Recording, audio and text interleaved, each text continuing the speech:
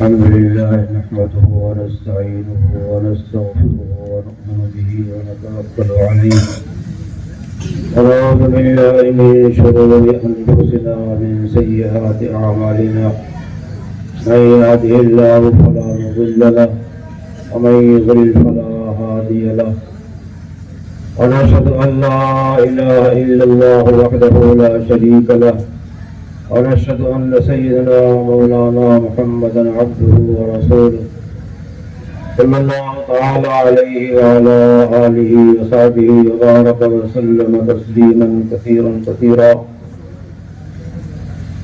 أما بعد فأعوذ بالله من الشيطان الرجيم بسم الله الرحمن الرحيم يا أيها الذين آمنوا قوا أنفسكم وأهليكم نارا وقودها الناس والحجارة عليها ملائكة غلاظ شداد لا يعصون الله ما أمرهم ويفعلون ما يؤمرون صدق الله العظيم.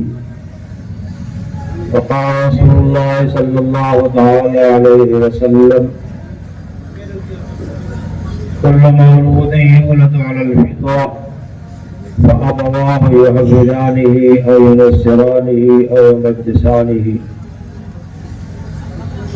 أو كما قال صلى الله تعالى عليه وسلم. یہ ہماری اور آپ کی خوش قسمتی ہے،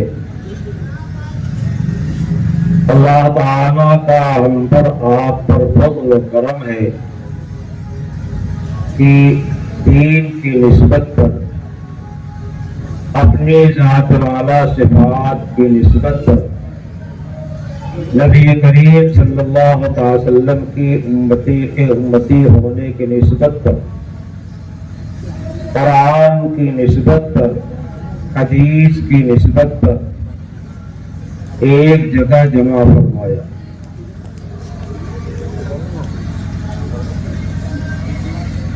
انسان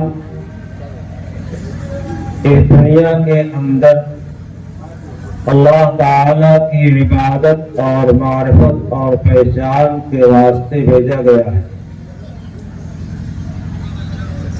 اللہ کی معرفت، اللہ کی محبت، اللہ کا تقوی کہاں ملے گا؟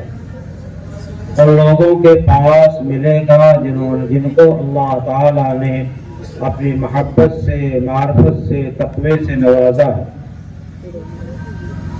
اور اللہ تعالیٰ نے خود ارشاد فرمایا یا ایھا الذین آمنوا اتقوا اللہ وکونوا مع الصادقین، ایمان والو اللہ کا تقوی اختیار کرو اور اللہ کے سچے پکے بندوں کے ساتھ ہو جاؤ، ان کا ساتھ پکڑ لو، کامیاب ہو جاؤ گے۔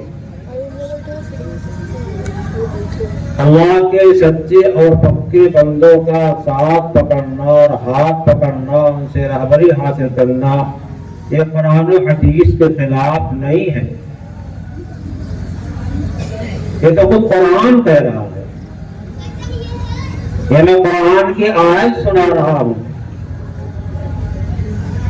اللہ تعالیٰ فرماتے ہیں کونوا مع الصادقین، صادقین کے ساتھ ہو جاؤ، اللہ کے سچے پکے بندوں کے ساتھ ہو جاؤ۔ اللہ کے سچے پکے بندے ہیں کون؟ اللہ کے سچے پکے بندے وہی ہیں جن کے اخلاق میں، اقوال میں، چال میں، چلن میں، رات میں، دن میں، سفر میں، حضر میں ہر جگہ قرآن و حدیث کی باتیں ہیں، ہر جگہ قرآن و حدیث پر عمل ہے، ہر حال میں، ہر آن میں قرآن و حدیث ان کے سامنے ہوتی ہے، اور ہر آن اللہ تعالیٰ کی ذات والا صفات کا ان کو استحضار ہوتا ہے، ان کی ایک کیفیت ہو جاتی ہے، ان کی صفت ہو جاتی ہے، ان کا ایک مزاج ہو جاتا ہے کہ اللہ ہم کو دیکھ رہا ہے۔ کیا ایسا نہیں ہے؟ ہمارا یہ مسلمانوں کا مجمع یہ ہر ایک یہی کہے گا کہ اللہ ہم کو دیکھ رہا ہے. ہمارا اور آپ کا پکا عقیدہ ہے اللہ ہم کو ہر آن دیکھ رہا ہے, ہماری باتوں کو سن رہا ہے, ہمارے تمام احوال کو, اندرون کو, بیرون کو, جو کچھ ہے سب اللہ دیکھ رہا ہے. اللہ کی ذات علیم بذات الصدور ہے. ہمارے دل کے اندر جو خیالات آتے ہیں ان تمام چیزوں کو اللہ تعالیٰ جانتا ہے. ہمارے دل کے اندر جو چیزیں ہیں, ایمان ہے, یقین ہے, کفر ہے, نفاق ہے, کسی کی دشمنی ہے, کسی کی دوستی ہے, اللہ تعالیٰ اندر کی ہر مایا کو جانتا ہے. اللہ ہر ایک چیز کو جانتا ہے. اللہ کی ذات سے معمولی چیز بھی پوشیدہ نہیں ہے. پوشیدہ نہیں. اللہ کی ذات پر ذرہ برابر کا بھی علم پوشیدہ نہیں ہے. ذرہ کہتے کسے ہیں؟ آپ کے مکان میں کہیں سے سوراخ ہو اور اس میں سے سورج کی لائٹ آ رہی ہو, جتنی دور لائٹ آتی ہے اس لائٹ کے اندر کچھ گرد و غبار اڑتا نظر آتا ہے, وہی ذرہ ہے جس کو اس فضا میں محسوس نہیں کرتے. جب سورج کی لائٹ پڑتی ہے تو محسوس کرتے ہیں. اتنا علم بھی اللہ تعالیٰ کی ذات والا صفات سے پوشیدہ نہیں ہے. ہماری ہر کیفیت, ہمارا ہر خیال, ہمارا ہر عمل, ظاہر و باطن جو ہے وہ خدا دیکھ رہا اور جان رہا. بڑا علم ہے ذرہ پوشیدہ نیز کہ پیدا و پنہا بنزدش یکیس. چاہے کوئی چیز ظاہر ہو, لوگوں کی نظروں کے سامنے ہو, اور چاہے کوئی چیز پوشیدہ ہو, اللہ کے علم کے لحاظ سے دونوں برابر ہیں. علم الہی کے لحاظ سے دونوں برابر ہیں. ہمارے لحاظ سے کچھ غیب ہے, کچھ پوشیدہ ہے, کچھ ظاہر ہے, کچھ پوشیدہ ہے. ظاہر ہمارے سامنے بہت کم ہے اور پوشیدہ بہت زیادہ ہے, لیکن اللہ تعالیٰ کے سامنے سب کھلا ہوا ہے, سب کھلا ہوا ہے. اس لیے ہماری ایک کیفیت ہونی چاہیے, اور یہ کیفیت حدیث پاک میں ایسی بیان کی گئی ہے جو ہم سے مطلوب ہے. اگر یہ کیفیت ہماری ہو جائے اور بن جائے, اس کیفیت کے ساتھ ہم متصف ہو جائیں کہ ہر آن ہم کو اللہ دیکھ رہا ہے, ہمارے دماغ میں جم جائے کہ اللہ ہم کو دیکھ رہا ہے, تو کسی نامحرم خاتون کی طرف جو ہے ہم مردوں کی نگاہ نہیں اٹھے گی, کسی نامحرم مرد کی طرف جو ہے کسی عورت کی نگاہ نہیں اٹھے گی. کان سے جو چیزیں اللہ کو پسند نہیں, رسول پسند نہیں ہے, ہم اس کو نہیں سنیں گے. کیوں؟ اللہ دیکھ رہا ہے. زبان سے وہی بات بولیں گے جو اللہ کو پسند ہے. کیوں؟ اللہ دیکھ رہا, سن رہا ہے. اس بات سے اللہ کے ناپسندیدہ بات اپنے زبان سے نہیں نکالیں گے. اپنے ہاتھ کو, پیر کو, اعضاء و جوارے کو کسی چیز جو ہے اللہ کی مرضی کے خلاف استعمال نہیں کریں گے. یہ چیز مطلوب ہے. حدیث جبریل بہت لمبی حدیث ہے, اس میں اس کو ذکر کیا گیا ہے. احسان ان تعبد اللہ کانک تراہ. احسان یہ ہے کہ تم اللہ کی عبادت ایسی کرو گویا تم اللہ کو دیکھ رہے ہو. فَإِن لَمْ تَكُنْ تَرَاهُ فَإِنَّهُ يَرَاكَ. اگر تم اس دنیا میں خدا کو نہیں دیکھتے ہو, نہیں دیکھ سکتے ہو, تو یہ تو تصور کرو اللہ تمہیں دیکھ رہا ہے. فَإِن لَمْ تَكُنْ تَرَاهُ فَإِنَّهُ يَرَاكَ. یہ الفاظ نبی کریم صلی اللہ تعالی علیہ وسلم کے ارشاد فرمائے ہوئے ہیں. ہم سے, آپ سے قرآن نے بہت سارے مطالبات دیے ہیں, بہت سارے مطالبات ہیں, اور اس دنیا میں ہم پورا کر کے جو ہے اللہ کی رضا, اللہ کی خوشنودی اور اللہ کی خوشنودی گھر جنت پا سکتے ہیں. اور جو اللہ کے ناراض گھر جہنم ہے اسے پناہ ہم کو مل سکتی ہے. لیکن ہمارا ایمان جو ہے کمزور ہے, وسوسہ ہے. ہم جب بات سنتے ہیں, کتابیں پڑھتے ہیں, مطالعہ کرتے ہیں, لیکن اس کے بعد جو ہے پھر جیسے کہ تیسے ہو جاتے ہیں. اس سننے سے کیا فائدہ؟ ہم نہیں کہتے فائدہ نہیں ہے. اس بات سے بعض مرتبہ ایسا ہوتا ہے کہ اللہ کی طرف سے رحمت کا جھونکا آتا ہے اور کسی اللہ والے کی زبان سے قرآن کی کسی آیت کا ترجمہ سنا تھا، کسی حدیث کا مضمون سنا تھا اور 10-20 سال گزر جانے کے بعد ہدایت متوجہ ہوتی ہے، وہ بات یاد آ جاتی ہے اور راستے لگ جاتا ہے۔ اس واسطے یہ سننا بیکار نہیں ہے، یہ بیٹھنا بیکار نہیں ہے۔ اور سنیے، کسی بھی مسلمان کو اپنے سے نیچا حقیر سمجھنا یہ شریعت مطہرہ کے خلاف ہے۔ اللہ تعالیٰ کے ہاں اس کا کیا مقام ہے، کتنا اونچا مقام ہے، اس کا خاتمہ کتنا بہترین اور کتنا اچھا ہوگا، ہمیں اور آپ کو معلوم نہیں ہے، اور ہم کس گڈھے میں جائیں گے پتہ نہیں ہے۔ اس لیے ہمیں اپنے واسطے میں خیر مانگنی چاہیے اور تمام مسلمانوں کے واسطے مانگنا چاہیے اور ہدایت تمام انسانیت کے واسطے مانگنا چاہیے۔ انبیاء کا حوصلہ یہ تھا کہ وہ گالیاں سنتے تھے، پتھر کھاتے تھے، ستائے جاتے تھے اور مختلف قسم سے ایذائیں دی جاتی تھی، برداشت کرتے تھے، لیکن ان کے بعد یا الناس قولوا لا الہ الا اللہ تفلحون اس کو نہیں چھوڑتے تھے۔ پڑھ لو کلمہ کامیاب ہو جاؤ گے، یہی ان کی صدا رہی۔ یہ صدا نبی کریم صلی اللہ علیہ وسلم کی مکہ مکرمہ میں رہی، کہتے رہے صدا لگاتے رہے۔ آخر ایک زمانہ وہ آیا کہ مکہ مکرمہ کے لوگ جو سب دشمن تھے ان کو ان کی وجہ سے مکہ چھوڑ کے مدینہ ہجرت کرنا پڑا اور ان میں سے بیشتر اسلام میں داخل ہوئے، کچھ جو بہت ہی ناہنجار تھے وہ اپنی موت مر گیا یا جنگوں میں کیا ہوا ان کا کام ہو گیا۔ پھر مدینہ طیبہ میں آپ تشریف لے گئے، مدینہ طیبہ جو علم کا گہوارہ بن گیا اور پھر وہاں سے صحابہ کرام دنیا کے گوشے پہنچے۔ اسی زمانے میں بعض صحابہ کرام جو ہے ہندوستان بھی تشریف لائے اور ہندوستان کے کچھ حضرات جو ہے دریا کے کنارے آباد تھے، تجارتی انداز سے ان کے پاس دین پہنچا اور وہ لے کر کے آئے۔ آپ تاریخ پڑھیے، مگر ہمیں فرصت نہیں ہے۔ ہمیں تو موبائل نے کیا کیا، تسبیح پڑھنے والوں کو تسبیح چھوڑا دیا اور تلاوت کرنے والوں کو تلاوت چھوڑا دیا، دوست اقارب کے پاس بیٹھنے والوں کو کیا کیا، سب سے چھوڑا دیا۔ باپ بغل میں بیٹھا ہوا ہے اور بیٹا موبائل میں مشغول ہے، ماں بغل میں بیٹھی ہوئی ہے اور بیٹا موبائل مشغول ہے، استاد بغل میں بیٹھا ہوا ہے، بیٹا موبائل مشغول ہے۔ کیا دیکھ رہا ہے؟ کون سی لگ لگی ہوئی ہے؟ باپ کا چہرہ کیوں نہیں دیکھتا، ماں کا چہرہ کیوں نہیں دیکھتا، بڑے بھائی کا چہرہ کیوں نہیں دیکھ رہا ہے، استاد کا چہرہ کیوں نہیں دیکھ رہا ہے، ادبیات کا چہرہ کیوں دیکھ رہا ہے؟ اسے باپ سے تعلق نہیں ہے، ماں سے تعلق نہیں ہے، بھائی سے تعلق نہیں ہے، کسی تعلق نہیں ہے۔ یہ جو موبائل میں حرام تصویریں آ رہی ہیں ان سے تعلق ہے۔ یہ کیا ہے؟ فحاشی کر رہا ہے، یہ نیکی کا کام نہیں کر رہا، فحاشی کر رہا ہے۔ صالح کا بیٹا، عالم کا بیٹا، نیک آدمی کا بیٹا اور سمجھتا ہے اس کے دیکھنے میں کوئی گناہ ہی نہیں ہے، کوئی نقصان ہی نہیں ہے، اپنا وقت برباد کر رہا ہے۔ تسبیح چھوٹ گئی، تلاوت چھوٹ گئی، نماز چھوٹ گئی، اذان ہو رہی ہے اس کا جواب دینا چاہیے، اذان کا جواب چھوٹ رہا ہے، باپ چھوٹا ہے، بغل بیٹھا ہوا، ماں چھوٹی ہوئی ہے، بغل بیٹھی ہوئی، میاں بیوی ایک ساتھ ہیں، بیٹھے ہیں، لیٹے ہیں، مگر وہ دونوں موبائل مشغول ہیں، موبائل کی دنیا میں اور فلم دنیا مشغول ہیں، اپنے مشغول نہیں۔ یہ کون سے میاں بیوی؟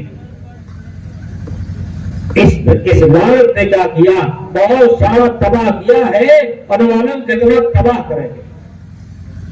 یہ چیزیں جہنم کے دہانے پہ لے جانے والی ہیں، جہنم کا دہانہ یہاں سے بنا ہوا ہے۔ اللہ تعالیٰ ارشاد فرماتے ہیں یا ایھا الذین آمنوا قوا انفسکم واہلیکم نارا، اے ایمان والو، اے ایمان والو، ایمان والوں کے ساتھ کیا جا رہا۔ کیا ایمان والا بھی گناہ کرے گا؟ کیا ایمان والا معصیت کرے گا؟ کیا ایمان والا تو خدا سے دور ہوگا؟ کیا ایمان والا قرآن سے دور ہوگا؟ ایمان والا حدیث سے دور ہوگا؟ ایمان والا خدا رسول کی بات نہیں مانے گا؟ ایمان والا فحاشی مبتلا ہوگا؟ ظاہر ہے اللہ تعالیٰ ارشاد فرما رہے ہیں تو اگر مبتلا اگر ہو رہے تو آؤ قوا انفسکم واہلیکم نارا وقودها الناس والحجارہ، اپنے کو، اپنے گھر والوں کو جہنم کی آگ سے بچاؤ۔ جہنم کی آگ سے بچاؤ. وقودها الناس والحجارہ، جہنم میں انسان بھی ڈالے جائیں گے اور وہ پتھر جن کی پوجا کی جاتی تھی، جن کو معبود بنا رکھا تھا، وہ بھی ڈالے جائیں گے. اللہ نے ہمیں اور آپ کو متوجہ فرمایا ہے. ہمیں پہلے تو علیکم انفسکم لا یضرکم من ضل اذا اهتدیتم، اپنے کو کیا کرو، دین پہ، قرآن پہ، اللہ کے مرضیات پہ کھڑا کرو. تو کیا ہوگا؟ لا یضرکم من ضل اذا اهتدیتم، اگر تم ہدایت کے راستے پر گئے کم سے کم تم تو بچ جاؤ گے. لیکن اتنے سے نمبر 1 شروع ہوتا ہے، اس کے بعد خطاب ہے کہ اپنے گھر والوں کو کیا کرو، جہنم کی آگ سے بچاؤ. جہنم کی آگ سے بچانے کا طریقہ کیا ہے؟ سب کو علم دین سکھاؤ، قرآن سکھاؤ، حدیث سکھاؤ. آج ہمارے مکاتب سونے پڑے ہوئے ہیں اور فکر نہیں ہے. گاؤں گاؤں کے مکاتب خالی ہوتے چلے جا رہے ہیں. گاؤں گاؤں کے مکاتب میں سنگاڑا پڑا ہوا ہے. کوئی ایک آدمی پڑھا رہا ہے، بس جو ہے چلا رہا ہے، مکتب چلا رہا ہے. اس انداز سے گاؤں کا مکتب چلنا چاہیے، نہیں چل رہا. کیا آج کل ہمارے گاؤں میں پیسوں کی کمی ہوگی کیا پہلے کے لحاظ سے؟ مال کم ہو گیا، دولت کم ہو گئی، ایسا تو نہیں ہے. مال بڑھ رہا ہے، دولت بڑھ رہی ہے، سب کچھ، لیکن کیا نام کی مال جو قرآن کے سیکھنے سکھانے میں خرچ ہو رہا ہے، حدیث کے سیکھنے سکھانے میں خرچ ہو رہا ہے.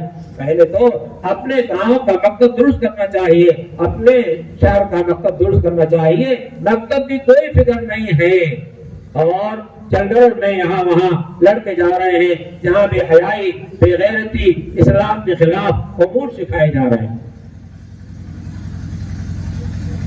اور دین، قرآن، نماز سیکھنا، روزہ سیکھنا، حج سیکھنا، زکات سیکھنا، یہ تو تقیہ مسکت سمجھا جا رہا ہے. ہم اپنے زبان سے نہیں کہہ رہے ہیں لیکن اپنے کردار سے کہہ رہے ہیں. کبھی آدمی زبان سے بولتا ہے، کبھی اپنے عمل سے بولتا ہے. اپنے عمل سے بول رہے کا نام کی قرآن حدیث سے پڑھایا جا رہا ہے. اس سے کیا ملنے والا ہے؟ اس سے کیا ملنے والا ہے؟ کون سی دنیا مل جائے گی؟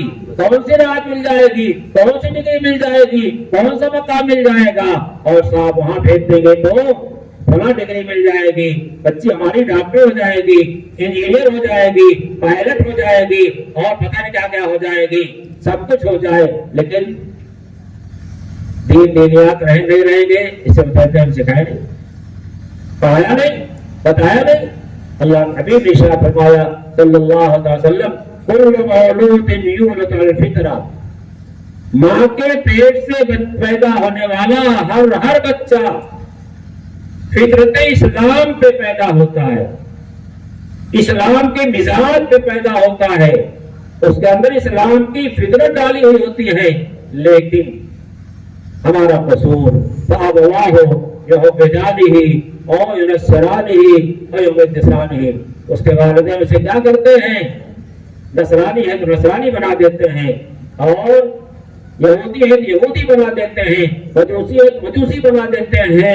پیدا ہوا ہے جہاں سے پیدا ہوا ہے، جس قدر پیٹ سے پیدا ہوا ہے، فطرت اسلام پہ پیدا ہوا ہے. لیکن یہودی گھر پیدا ہوا تو یہودی بن گیا، نصرانی گھر پیدا ہوا نصرانی بن گیا، اور دوسروں گھر پہ دوسرے وہ بن گیا. لیکن ہمارے مسلمانوں کے گھر میں جو بچہ پیدا ہو رہا ہے وہ کہیں صفت بن رہا ہے، وہ کیوں نصرانی صفت بن رہا ہے، وہ کیوں آتش پرست صفت بن رہا ہے؟ کیا وجہ ہے؟ ہم خود مسلمان نہیں بنے، یعنی جیسا مسلمان بننا چاہیے. ہم نہیں کہتے ہمارا مسلمان نہیں ہے، لیکن ہمارا طرز بدلا ہوا ہے. اسلامی طرز، اسلامی طریق، اسلامی انداز، رسول کی سنت جو ہے ہم سے چھوٹ گئی. ہمارا بچہ یہود کے کالج جا کر کے یہودیت سیکھ لیتا ہے، نصارہ کے کالج پہنچ کر کے نصرانیت سیکھ لیتا ہے، مجوس کے کالج پہنچ کر کے وہ سیکھ لیتا ہے، سب کچھ سیکھ لیتا ہے، لیکن اسلامیات کو نہیں سیکھتا. ہمارے بچے ہماری بچیوں سب کا یہی حال ہے۔ مسلمانوں قیامت کے میدان میں اللہ کے سامنے جب تک جواب نہیں دو گے کہ تمہیں ہم نے اولاد دیا تھا، تمہارے اوپر اس کی پرورش کو فرض کیا تھا اور اس کو دین سیکھنا سکھانا فرض کیا تھا، تم نے کیوں نہیں کہا کہ اس کو دین سکھایا، اسلام سکھایا، تقوی سکھایا، اللہ کی محبت سکھایا، اللہ کی معرفت سکھایا، ایسا کیوں نہیں کیا؟ قیامت کے میدان میں کوئی جواب نہیں بن پڑے گا۔ آپ جو ہے سر پیٹ رہے ہیں اور افسوس کر رہے ہیں، اور معلوم کیا باتیں سامنے آتی ہیں، کیوں صاحب بچی جو ہے کسی غیر کے ساتھ چلی گئی، بچے نے کسی غیر کو اختیار کر لیا۔ ہم نے اپنے بچوں کو اپنی بچیوں کو دین نہیں سکھایا، اسلام نہیں سکھایا، اسلام کی اہمیت نہیں سکھایا، اسلام کا مقام نہیں سکھایا، اسلامیات کو نہیں سکھایا، اسلام اور غیر اسلام کا فرق نہیں سکھایا، تو ہماری غلطی ہے۔ ہماری بچی جانتی نہیں کہ نام کی کیا فرق ہے، وہ تو مرد عورت پہچانتے ہیں کہ صاحب یہ بھی مرد ہے، وہ بھی مرد ہے، یہ بھی بچی ہے، وہی بچی ہے، یہ بھی عورت وہ بھی عورت ہے، جو جس کے ساتھ چاہے چلا جائے۔ قصور کس کا ہے؟ نصارہ کا، یہود کا، مجوس کا، پڑوسی قوم کا؟ کسی کا قصور نہیں ہے، قصور ہمارا ہے، قصور ہمارا ہے۔ ہم ان کی ہاں میں ہاں بھی ملا رہے ہیں، اور کے پیچھے چل رہے ہیں، اور نماز کا وقت ہو رہا ہے، اذان ہو رہی ہے، ہمیں نماز کی فکر نہیں ہے۔ رمضان شریف آ گیا، روزے کا استعداد کیا جا رہا، اگر استعداد کیا جاتا ہے نماز کا روزے کا، ایمان سے آدمی نکل جاتا ہے، ایمان سے نکل جاتا آدمی، لیکن ہمیں کوئی فکر نہیں ہے۔ قرآن طاقوں میں رکھا ہوا ہے، گرد پڑ رہی ہے، اور قرآن کو کھول کے پڑھنے والا، اس کے آیات پڑھنے والا کوئی نہیں ہے۔ کیسے مسلمان، کیسے مسلمان ہیں؟ اسلام والا گھر ہے، دیندار گھر ہے، صاحب رشتہ تلاش کر رہے ہیں، اور کسی بتا دے صاحب بڑا مولانا صاحب کا بچہ جو ہے بڑا صالح ہے، بڑا نیک ہے، بڑا ایسا بڑا ویسا، کہاں تو میری بچی جا کر گر جائے گی، ایک دم گانا گر جائے گی، ایک دم پردے کے اندر چلی جائے گی، اور گانا کہیں آنا جانا بند ہو جائے گا، تو کیا وہی بات کہ ہم تو اپنے بچوں کو پائلٹ بنانا چاہتے ہیں؟ ننگے گھومے گی، سب سے ہنسی مذاق کرے گی، مسلمان بچی اور اس کا یہ دماغ، اس کا یہ مزاج ہو، کس نے بنایا؟ ہم نے بنایا، آپ نے بنایا۔ اسلامی غیرت سیکھو، اسلامی حیا سیکھو۔ حدیث پاک میں آتا ہے الحیا شعبۃ من الایمان، حیا ایمان کا ایک جز ہے، ایمان کا ایک حصہ ہے، حیا لازمہ ایمان ہے۔ اذا فاتك الحیا فافعل ما شئت، جب حیا تم سے نکل گئی، ختم ہو گئی، تو جی میں جواب کرو۔ اپنی بچیوں کو عفت سکھاؤ، حیا سکھاؤ، پاک دامنی سکھاؤ، قرآن کی تعلیم دو، حدیث کی تعلیم دو، اسی واسطے۔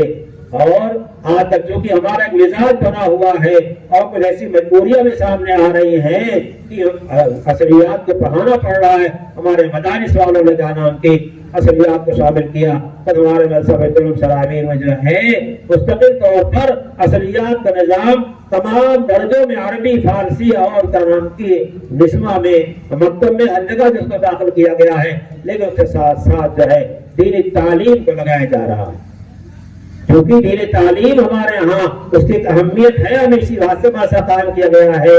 جب اوقات زیادہ لگتے ہیں کہ دین بھی پڑھانا ہے، دنیا بھی پڑھانی ہے، تو اب سرکاری اسکولوں کے بچے جو ہے وہ تو 1 بجے گھر آ جاتے ہیں، اور طلبا 3 بجے 4 بجے آتے ہیں، تو افسوس ہوتا ہے کہ صاحب یہ کیا پڑھاتے ہیں؟ وہ دیندار بنانا چاہتے ہیں، اسلامی تعلیمات اور ایمانی تعلیمات دیتے ہیں، اور اس کے ساتھ ساتھ دنیاوی تعلیم جس پہ ہم اور ریچ رہے ہیں اس سے بھی آراستہ اور پیراستہ کرتے ہیں۔ آپ امتحان لے لیجئے بچوں کا اور بچوں کا، اور آپ دیکھ لیجئے کہ عصری تعلیم میں اور دنیاوی تعلیم میں ہمارے مدرسے بچے بچیاں جو ہیں کیا سرکاری اسکولوں سے کم ہیں؟ لگا لیجیے۔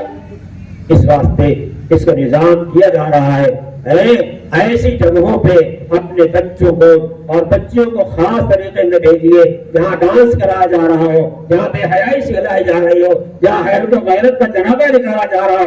ہماری عورتیں حیادار ہیں، پردہ دار ہیں، ان کے پردے کو، ان کے عفت کو، ان کی پاک دامنی کو جیسے پاک دامنی اب تک چلی آئی ہے، غیروں کا ہاتھ دے کر کے، دنیا کی چمک دمک دے کر کے ان کے ساتھ فدا مت ہو اور شہدا مت ہو۔ ہاں پڑھاؤ، آپ بھی پڑھو، اپنے بچوں کو پڑھاؤ، ہر محکمے میں جاؤ، ہر جگہ جاؤ۔ جب آپ اسلامیات سے ان کو واقف کرا دیں گے تو جہاں جائے گا ہمارا بچہ، جہاں جائے گا ہماری بچی، وہاں اسلام کا نعرہ بلند کرے گی، وہاں جو ہے اسلام کو زندہ کرے گی، اپنے اخلاق سے، اپنے اعمال سے، اپنی نماز سے، اپنے روزے سے، اپنے اتوار سے، اپنی حیا سے، اپنی پاک دامنی سے، ہر چیز سے کیا نام کہ وہاں جو ہے ایک نظام پیش کرے گی اور غیروں میں اسلام کی جو خوبیاں ہیں وہ ان میں آئے گی۔ ہم کیا ہے، ہم جاتے ہیں، بیٹھتے ہیں، پہنچتے ہیں تو جہاں جاتے ہیں وہاں جیسے ہو جاتے ہیں۔ ہم نے اسلامی لباس، نبی کا لباس، صحابہ کا لباس، تابعین کا لباس، محدثین کا لباس چھوڑا اور چھوڑ کر کے جو ہے ہم نے سمجھا کہ ہم دنیا میں ترقی کر گئے، ہم تو دنیا والوں کے ساتھ معزز ہو گئے۔ دنیا والوں کے ساتھ کتنے ہی معزز ہو جاؤ، جب خدا کے سامنے معزز نہیں ہو، رسول کے سامنے معزز نہیں ہو تو تمہارا کوئی ویلیو نہیں ہے۔ اس دنیا کے اندر بھی سکون نہیں پاؤ گے اور آخرت میں تو سکون ملنے والا ہے ہی نہیں۔ اس لیے آج اس مجمع میں بیٹھ کر کے آپ خود یہ کہنام کہ تہیہ کریں، اپنے دل پختہ ارادہ کریں کہ ہمارا اب کوئی عمل جو ہے سنت مطہرہ کے خلاف نہیں ہوگا، اللہ کی مرضی کے خلاف نہیں ہوگا، رسول اللہ صلی اللہ علیہ وسلم کی سنت کے خلاف نہیں ہوگا۔ اپنے بچوں کو پہلے دینی تعلیم سے آراستہ کریں گے، پہلے سچا پکا مسلمان بنائیں گے اپنے بچے کو، اپنی بچی کو، اس کے بعد جو ہے دنیا سکھائیں گے اور دنیا کی چیزیں سکھائیں گے۔ اور قرآن پڑھنے والے اور حدیث پڑھنے والے دیکھ لیجیے آپ فاتحہ نہیں کر رہے ہیں، محتاج نہیں ہیں، بھکاری نہیں ہیں، نہیں۔ اگر کہیں چندہ کرنے کے واسطے جا رہے ہیں تو ہمارے اور آپ کے بچوں کو دین پہ لانے کے واسطے جا رہے ہیں، اور ہم ترجمانی کیا کرتے ہیں، انہیں سے ان کا پیٹ پل رہا ہے، انہیں سے ان کا پیٹ پل رہا ہے۔ جب آپ اپنے بچوں کا خرچہ برچہ دین پڑھانے کا نہیں برداشت کر سکتے ہیں، یہ علماء برداشت کر رہے ہیں، یہ محنتیں کر رہے ہیں اور ذلتیں اٹھا رہے ہیں، لوگ حقیر سمجھتے ہیں، ذلیل سمجھتے ہیں، لیکن مقصد ان کا کیا ہے کہ قوم کے بچے جو ہے سچے پکے مسلمان بن جائیں۔ اگر ان کا استدعا کرتے ہیں تو دین کا استدعا کر رہے ہیں، دینداروں کا استدعا کر رہے ہیں۔ ہمارے اندر جو ہے صحیح مزاج نہیں بنا ہوا ہے، صحیح فطرت ہماری نہیں بنی ہوئی ہے، اس واسطے کا نام کہ ہم اس طرح کے الفاظ، اس طرح کے جملے اپنی زبانوں سے نکال لیں۔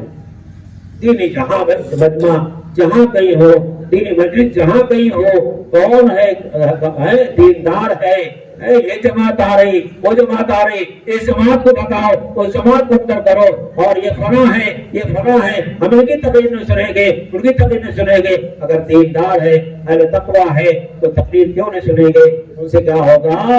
اس سے طبیعت میں امنگ پیدا ہوتا ہے، حوصلہ پیدا ہوتا ہے، ابھار پیدا ہوتی ہے، پھر آدمی جو ہے دین کے راستے پہ چلتا ہے۔ اور آج کل ہمارے نوجوان بچے جو ہے موبائل لیے ہیں، جس کا چاہتے ہیں استدعا کر ڈالتے ہیں، جس کی چاہتے عزت جو ہے پانی ملا دیتے ہیں، جس کو چاہتے رسوا کر دیتے ہیں، جو چاہتے کہتے ہیں۔ اور اس میں ہمارا پڑھا لکھا طبقہ بہت زیادہ مشغول ہے۔ یہ پڑھے لکھے، یہ فضلہ جو ہے اس میں بہت زیادہ مشغول ہے، یہ مستقل گناہ میں مبتلا ہو رہے ہیں اور گناہ کی جو ہے اشاعت کر رہے ہیں۔ کسی سے کوئی جرم ہوا، جرم چھپایا جاتا ہے، جرم کو جو ڈھانپا جاتا ہے، جرم کے ڈھانپنے اور معاف کرنے کی فضیلت بیان کی گئی ہے۔ یہ جرموں کو چھالنے والے ہیں اور گندگی کو چھالنے والے ہیں۔ پہاڑے میں بدبو ہے، کوئی آدمی لکڑی سے کھود دیتے ہیں، صاحب دیکھو بدبو کر رہا ہے، کوئی اس کو دانشمندی سمجھے گا؟ کوئی عقل مندی سمجھے گا؟ یہ علماء ہمارے پڑھے لکھے میں صاف کہہ رہا ہوں، ان کو اپنی اصلاح کرنی چاہیے، کسی اللہ والے کے سامنے اپنے کو پیش کرنا چاہیے، اپنی ہر حالت کو، اپنی ہر کیفیت کو اس شخص کے سامنے پیش کرنا چاہیے۔ ہمارے اکابر نے یہی کیا ہے، مولانا قاسم نادر نے یہی کیا ہے، بشیر احمد گنگوئی نے یہی کیا ہے، جتنے اکابر ہمارے دیوبند گزرے ہیں فضائل سہارنپور کے، یہ سارے حضرات یہی کیا ہے، کسی بڑے کے حوالے کر دیا ہے تو خود بڑے ہو گئے، جب وہ گئے تو بڑے ہو گئے، تب بڑے نہیں موت ان کو بڑا، بڑوں کے مرنے نے ہمیں بڑا بنا دیا۔ باپ گیا بیٹا بڑا بن گیا، اس کے بیٹے آئے، یہ گیا اس کا بیٹا پوتا جو ہے بڑا بن گیا، یہ ہوتا چلا ہے۔ اس واسطے یہ جو موبائلوں میں کسی کی غیبت اور کسی کی برائی اور کسی کو جو چھاڑا جا رہا ہے اور ساری دنیا کے سامنے جا رہا ہے، اس سے معافی کی کوئی شکل نہیں ہے۔ اور نمازوں فتنوں کو اس تحریر کے ذریعے سے جو ہے تکلیف دی جا رہی ہے، جس کے ساتھ جو ہے ہمارا معاملہ ہوا ہے، جس کی برائی کیا ہے، اس سے معافی مانگ لے تو معافی تو ہو جائے گی، لیکن کیا نام کی اس کی وجہ سے جو بہت سارے لوگوں کا دل دکھایا ہے، اس سے کس سے معافی مانگنے جاؤ گے؟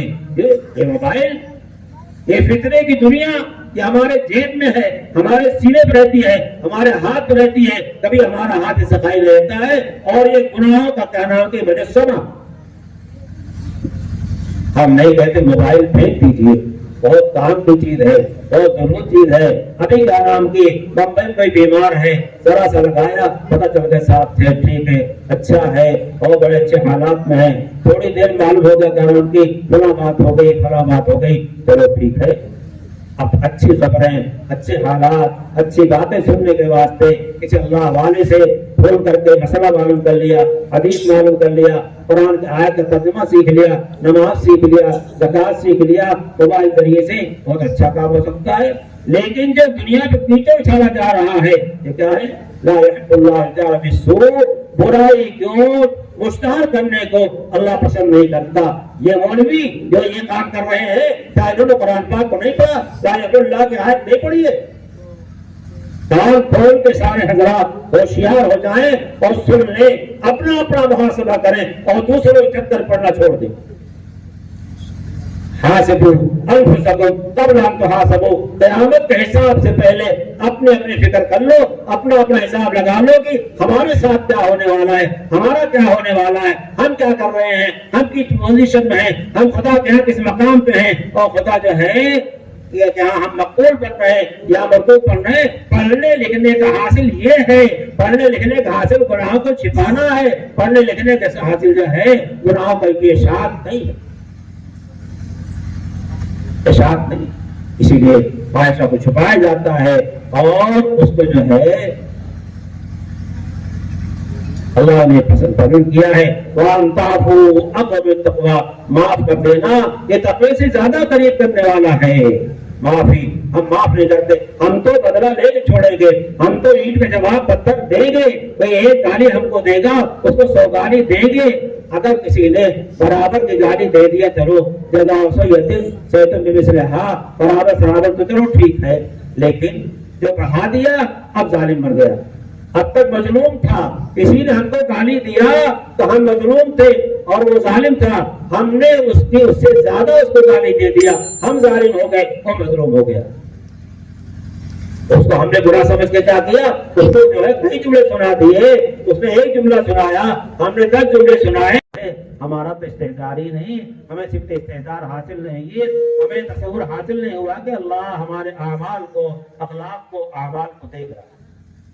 بہرحال میں نے یہ روایت پڑھی ہے، وہ کیا ہے کہ ہر بچہ فطرت اسلام پہ پیدا ہوتا ہے، عورتیں بھی سن رہی ہیں، مرد سن رہے ہیں، عورتیں بھی اس کی فکر کریں کہ ہمارا بچہ، ہماری بچی جو ہے جو فطرت اسلام پہ پیدا ہوئی ہے، ہم اسی پر اس کی تربیت کریں، اس فطرت کو باقی رکھ کر کے اس کو آگے بڑھانے کی کوشش کریں۔ ہمارے مرد بھی خیال کریں جو بچہ ہمارے گھر میں آیا ہے، جس فطرت پیدا ہوا ہے، اس فطرت کو کمی کرنے کی فکر کریں، اس فطرت کو دبا کر کے دوسرا جو ہے اس کا مزاج بنانے کی کوشش نہ کریں۔ آخرت اور اللہ کی فکر جو ہے جو ہمارے گھروں میں ہے، مسلمانوں گھروں میں ہے، ماں باپ کے گھر میں ہے، بیٹے کے گھر میں جو ہے وہی رہنا چاہیے۔ ہمارے یہاں جب کسی کا انتقال ہوتا ہے تو کیا پوچھتے ہیں، ارے انتقال ہوگا کیا چھوڑا؟ صاحب اتنی دکان چھوڑا ہے اور اتنے جو ہے لون لگا کے گیا ہے اور اتنے کا نام کی گاڑیاں اس کی چل رہی ہیں اور اتنی کھیتی ہے اور فلاں ہے فلاں ہے فلاں ہے، تو بہت خوش ہو جاتے ہیں لوگ ہیں۔ اور اگر ایک بچہ اس میں عالم ہے فاضل ہے تو اس کی کوئی قدر نہیں ہے۔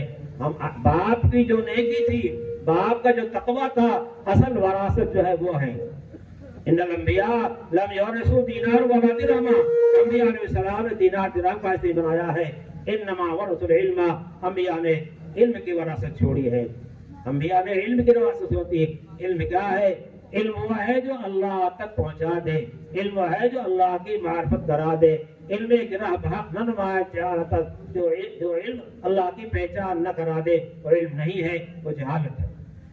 وہ علوم پڑھاؤ جو کیا نام کے آخرت میں کام آنے والے ہیں اور دنیا میں کام آنے والے ہیں، اور علم پڑھائیے جس سے خدا کی اور خدا کے رسول صلی اللہ علیہ وسلم کی پہچان ہو، قرآن کی پہچان ہو، قرآن کے مضامین اور مفاہیم سامنے آئے، حدیث آئے، حدیث کے مضامین آئے، اور پھر دنیا پیٹ پالنے کے بعد جو ہے کمال و عزت کی معنی کرتا ہے۔ اصل علم جو ہے وہ علم دین ہے، اصل علم دین ہے۔ یہ جو علوم چلا رہے ہیں یہ علوم نہیں ہیں، یہ فنون ہے، یہ فنکاریاں ہیں۔ اس کے ذریعے سے دنیا کی ڈگریاں حاصل ہوگی، دنیا کے عہدے حاصل ہوں گے، لیکن اس دنیا کے عہدے کے ساتھ اگر ہماری آخرت بن گئی اور ہم نے اللہ رسول پہچان لیا تو دنیا کے جس عہدے جہاں جائیں گے وہاں اللہ کی پہچان والے رہیں گے، وہاں نماز والے رہیں گے، وہاں اسلام والے رہیں گے، اسلامیات والے رہیں گے، اچھے عقائد والے رہیں گے اور سنت کی اتباع کرنے والے رہیں گے۔ اپنے بچوں کو ایسا بنائیے اور خود اپنے کو ایسا بنائیے۔ کوئی گھر ہے نماز سے قائل نہیں ہونا چاہیے، کوئی مسلمان 7 سال کے بعد جو ہے بے نمازی نہیں ہونا چاہیے۔ مسلمان ہے اور نماز نہیں پڑھتا، مسلمان ہے اور قرآن پاک کی تلاوت نہیں کرتا، 5 وقت کم سے نماز پڑھو اور قرآن پاک کا ایک ہی 2 رکعت پڑھو، مگر روزانہ لاتے پکڑ لو، انشاءاللہ زندگی بدل جائے گی، اللہ راضی ہو جائے گا اور اللہ تک پہنچنے کا جو ہے راستہ ہمارے واسطے آسان کر دے گا۔ اللہ ہمیں قبول فرمائے، آپ سب حضرات قبول فرمائے۔ جن حضرات نے اس پروگرام کرنے میں محنت کیا ہے، اللہ تعالیٰ نے دارین میں جزا خیر عطا فرمائے، ان کے حال میں، اولاد میں، مال میں، ہر چیز میں برکت عطا فرمائے، سب کو دین کے ساتھ ایمان کے ساتھ جو ہے مزین فرمائے، اخلاق حسن نصیب فرمائے، اخلاق سیئہ سے حفاظت فرمائے۔ جو حضرات تشریف لائے ہیں اللہ تعالیٰ ان تمام حضرات گھروں میں برکت پیدا فرمائے، دین اور دیانت اور تقویٰ سب کے گھروں میں پیدا فرمائے۔ جو مستورات تشریف لائی ہیں انہیں بھی اللہ تعالیٰ ہر طرح کے حوصلے سے نوازے، ان کو ہر پریشانیوں سے بچائے، ان کی منگوں اور مرادوں کو اللہ تعالیٰ پوری فرمائے، اس میں خیر پیدا فرمائے۔ وآخر دعوانا الحمدللہ رب العالمین۔ اللهم صل على سيدنا مولانا محمد وعلى آله